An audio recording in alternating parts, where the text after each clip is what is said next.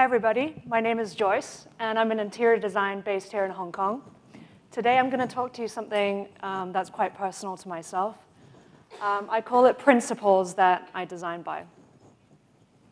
So one of the first principles, small is great. So here in Hong Kong, I run a studio of 8 people. We're based out here. And this photo here was taken just steps away from our studio. We love to host film screenings, and we believe in the intimacy of shared experiences, whether it's with people inside of the studio or outside. We love to engage with audiences, and we're film fanatics. A lot of our work actually comes from the inspiration from film. We also love to get our hands dirty when it comes to building, and our designs really are built on the relationships with people. Working with and for people is what we love. The second principle that I have is the details are not the details, they really make the design. This is something that Charles Eames said. And for a particular project that we've received a lot of international press about, Ammo Restaurant and Bar, I think this principle goes quite far. You can see the restaurant down here on the bottom. And this is in the Asia Society in Admiralty. It used to be an ammunition storage facility. And when the British Army was there, a lot of the explosives were stored there, and it had a very strong narrative and heritage, which we played with. The details really came through in the design. We used mundane details like copper plumbing pipes and connection details, things that you might see and pass by every day. And we used them as a kit of parts to create these structural staircases of different silhouettes. And when the contractor saw this drawing, he pretty much thought we were nuts. You know, he asked us what we were doing. This has never been done before. And that was really music to our ears to hear that. And so did the model. She thought we were nuts, too, when we asked her to climb up the staircase. This is her on one of the staircases, and I think a special note has to go out to the client for this project. And I think he has either very big appetite for risk, or that he had a lot of faith in us. This is a detailed shot of the staircase coming together. We didn't really know how it was going to turn out, but I think it turned out quite successfully, and the staircases came together, and they're still, you can go see them today. And the color palette of the restaurant really is inspired by the way that copper oxidizes through time, the way that it patinas through the oranges and greens and browns. The details within Ammo, when they come together, I think they really tell a story. In this particular case, you have these clues in different instances. Every time you go to the restaurant, you get a different clue about what the restaurant used to be, and what it is now, and what it could be in the future. Details play a very important role in all our projects. When you see this here, it's a storyboard of how we want our interior to unfold, detail by detail. Each one of these photos basically shows a product that we've specifically crafted for a specific project, and for a client who has a certain need. So I think that details really are there for when we're not there to tell that story. They help us tell the story. Another principle I have is to ask the question of less or more.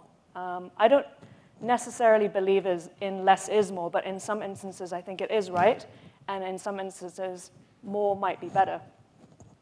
For this particular project, it was for a very demanding European client, and we tried every effort to really minimize the details, to refine all the materials, and to really let the lifestyle of the client come through. This is where they sleep, and this is where they work. They really wanted their home to be a sanctuary. And you can really see that we've really limited on artificial lighting so that during the day you can really look out into the window and appreciate the view. In contrast to that, this is a project for another couple. They love entertaining in the evening. It's all about ambiance. And I think for this particular project, more was the better way to go. In this particular image, you see a layering of lighting, materials, spaces, so that when someone goes through them, it really is about the exploration of it. And the light bounces off dynamically between the different surfaces. We had a good time playing around with the different materials, juxtaposition of different textures, compositions and materials that aren't usually used together. It created this kind of Moorish language. The materials themselves are very sumptuous, so when you have artificial lighting them up in this project, it really showcases that material, and it has this, it contributes to this very sumptuous quality. So I think, you know, we always ask ourselves whether it should be more or less, and I think as an interior designer, it's important to know the extremes of what is more and what is less, and to learn about the vocabulary and everything in between. Another one of my favorites is Frank Lloyd Wright, a principle that he coined: all values are human values, else not valuable. When we're working on a hospitality project like a hotel, we made every effort to find out about who was staying there. What is their choice of drink? What does their ideal minibar look like? And in particular for the Hollywood Roosevelt in LA, a very infamous hotel for partying and kind of late night, all around staying up, the swimming pool, as legendary as it is, really was less for swimming and more for daytime drinking, catwalking around in your strappy heels, celebrity sightings. So in response to this really specific clientele, we developed an interior with water-resistant fabric so that someone lounging outside can seamlessly come inside and actually, you know, still move around the room without worrying about messing up the room. And housekeeping were really, really happy with us at the end of this project because they can literally hose the room down after a full day of partying. It was important for us that the room felt very different at night, and the concept that we had for it was called the backdrop for scandal. A couple of things that contributed to that was the marble that we picked for each and every single suite is different. It acts as a backdrop for the room. It replaces the traditional sense of an artwork, and it gives this kind of very dramatic feel about it. And another thing was the lighting system. We made it very easy for people to have fun. You could flick between these modes.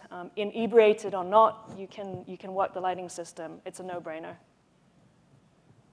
We also made this nightstand called Hugh. He is hexagonal, and he has a mirror tabletop. So Hugh sits on either side of the bed.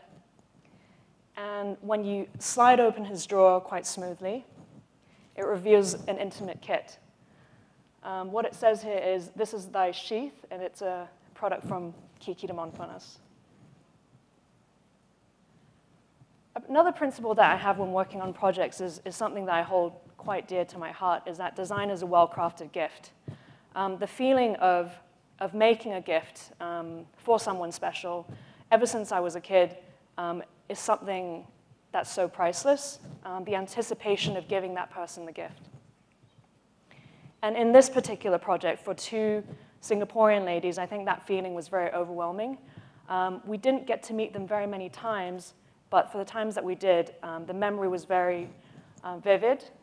They always turned up in different limited edition luxury watches, which showed that they had an appreciation for mechanisms. And they were most elusive clients because they'd be jetting around in their luxury private yachts. So in response to that, we created these mood boards that really showcased and paid tribute to their loves for the mechanical and their love for the nautical. Through performance fabrics, different technical materials, metallic finishes, and exotic stones, it really reflected, I think, their style. And I think for us it's important to capture and mirror taste. This is a striking 3-story staircase that we created for the client. It goes through the entire circulation of their 3-story penthouse. It pays tribute to their yacht in the sense that the cabling and the structures are exposed, and the base of the staircase is built like the construction of the hull of a boat. even so we've only met the clients a few times, I think we successfully created a good gift for them in the sense that we anticipated their arrival before they've even stepped into the room. For us, that would quantify as a successful design. And I think we can say that because this penthouse now competes quite well with their private yacht. Farm to table, or trend. So the principle is that it shouldn't be a trend, it should be the norm. This is something that I've picked up from the food industry. To me, chefs are the new rock stars. I love food, and to really learn from them, I think they create honest food and honest dishes from respecting the ingredients and the intrinsic qualities of ingredients. And to create honest design, it should be about the same thing every time. You should be taking your materials directly from the farm. And this marble was directly taken from the quarry, literally made into tables, and we presented these during the first year of Hong Kong Art Basel last year. They're called the Rare Collection. The marble bears a remarkable similarity to raw meat. Fatty content, the blood red hues, and the veins, the pattern of the veins make it, it really, I think, makes you think twice about digging up this amazing material from our earth. It was an impossible material to work with. It chips easily, it's very brittle, and my whole team and I, we went to the quarry and we picked up tools and we tooled away at making these tables. Last but not least, perhaps the most important one is to stay young and stay foolish. This is a term or a principle that Steve Jobs coined. We were foolish enough to believe that beautiful design can be born out of the ugly. And in this particular case, we used James Bond's villain, Jaws, his teeth anyway, to inspire some furniture that we built. His name is Toothy, and he was built for a hospitality project. And he serves quite well because what happens is each of the teeth can be pulled apart to create a different seating scenario. So it serves, I think, quite a witty function and practical. I think we're foolish enough also to believe in structural impossibility. This is another project that we worked on that I think we were quite foolish to begin with because it's a cantilevered staircase, and the contractor from day one said, no, this can't be done. We're going to need supports. And I think through persistence and time, through a lot of detailing work, when the contractor saw these drawings, he said to us, what do you want to do? You want to hide these cables in your solid travertine floor. You don't want to see any of the connection joints. And we said yes. Did we know what we were doing when we were drawing these details? Not really. I mean, we drew them and we hoped that they would work. And through a lot of mock-ups and testings, we persisted, and this is something that recently completed. It's a penthouse apartment in Shanghai, and the screens themselves, the layering of the ropes create a screen between the living and the dining room. Not only that, but as the staircase wraps around the dining room, it creates this nest for the diners. And for me, that's interesting because you can have this space without creating 4 walls. And the diners feel quite cozy.